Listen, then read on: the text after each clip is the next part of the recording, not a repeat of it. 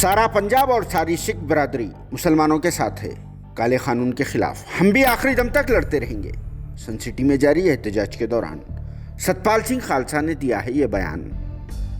तो हम पूरा पंजाब, खास करके हमारी यूनाइटेड सिख पार्टी भी इस चीज़ की भी मुखालिफत करती है। ये काले बिल की मुखालिफत करेगी और आखिरी दम तक हमारी पूरी यूनाइटेड सिख पार्टी और पूरा सिख कौम आप मुस्लिम कौमों के साथ में खड़े हुए हैं और आखिरी दम तक खड़े रहेंगे।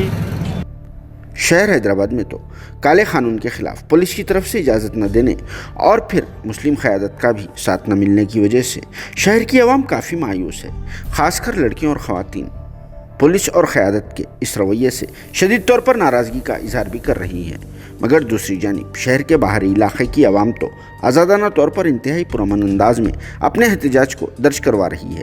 जी हाँ, आज हम बात कर रहे हैं सन सिटी वाले इलाके PNT कॉलोनी D ब्लॉक की, जहां गुज़िश्ता 40 दिनों से मुसलसल यहां के रहने वाले अफराद इंतहाई पुरअमन अंदाज में अपने एहतजाज को बुलंद करते आ रहे हैं, जिसमें ख़वातीन और लड़कियों की तादाद ज़्यादा पाई जाती है, जिससे ये अंदाज़ा लगाया जा सकता है कि इस काले कानून के ख़िलाफ़ BJP हुकूमत से जमहूरी अंदाज में जारी जंग में सियासी लीडर्स के मुकाबिल ने तो ख़वातीन अपने जोश व खरोश के साथ आगे आ रही है। इसी वजह से शायद डर व खौफ के आलम में क़यादत भी हैदराबाद के लोकसभा हल्के में ख़वातीन को इजाज़त दिलवाने से इनकार भी कर रही है, क्योंकि पहले ही क़यादत को गैर यकीनी तौर पर मिलियन मार्च की कामयाबी से 3 फेज़ करंट का झटका भी लग चुका है। बस फिर क्या, इसके बाद से तो बड़े पैमाने पर होने वाले तमाम एहतजाजों को कैंसिल भी करवा दिया जा रहा है। इतना ही नहीं, अदलिया के अहकामात को भी नज़रअंदाज किया जा रहा है। मगर अब सन सिटी के लोग सुर्खियों में छा चुके हैं, जहां जारी इस पुरअमन एहतजाज में दूर दराज वाले मुकामात से ताल्लुक़ रखने वाले अफराद को भी आने पर मजबूर करना पड़ रहा है और इसमें दूसरे मज़ाहिब से ताल्लुक़ रखने वाले अफराद भी शिरकत करते हुए अपनी भाईचारगी का सबूत भी पेश कर रहे हैं, जिनमें सिख बरादरी से ताल्लुक़ रखने वाले एक नौजवान सतपाल सिंह खालसा भी शामिल है।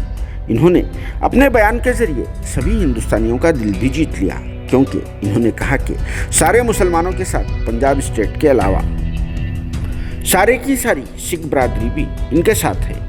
ख़ास बात तो ये भी है कि इस काले कानून के ख़िलाफ़ आखिरी दम तक लड़ने का भी सतपाल सिंह खालसा ने ऐलान भी कर दिया। इनके इस बयान को सुनने के बाद तो लीडर्स, MLAs, कारपोरेटर्स का अगर ज़मीर ज़िंदा है तो आगे आना चाहिए, नहीं तो आवाम समझदार है। GHMC इलेक्शन में इनका ज़रूर जवाब देगी।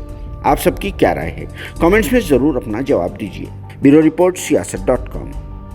वाहिगुरू जी का खालसा, वाहिगुरू जी की फतेह। मैं Satpal Singh Khalsa, youth welfare Telangana vice president और यूनाइटेड सिख पार्टी पंजाब से, जो आज सन सिटी में कई दिनों से वो चल रहा है, कंटिन्यू चल रहा है। तो आज हमें मौका मिला यहाँ पे आने का, तो हम आज यहाँ पे आए हैं।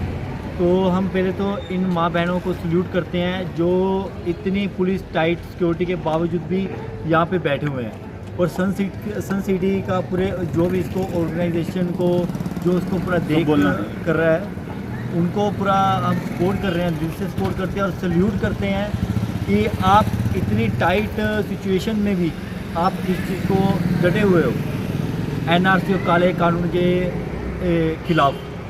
तो हम पूरा पंजाब, खास करके हमारी यूनाइटेड सिख पार्टी भी इस चीज़ की भी मुखालिफत करती है। ये काले बिल की मुखालिफत करेगी और आखिरी दम तक हमारी पूरी यूनाइटेड सिख पार्टी और पूरा सिख कौम आप मुस्लिम कौमों के साथ में खड़े हुए हैं और आखिरी दम तक खड़े रहेंगे। Thank you.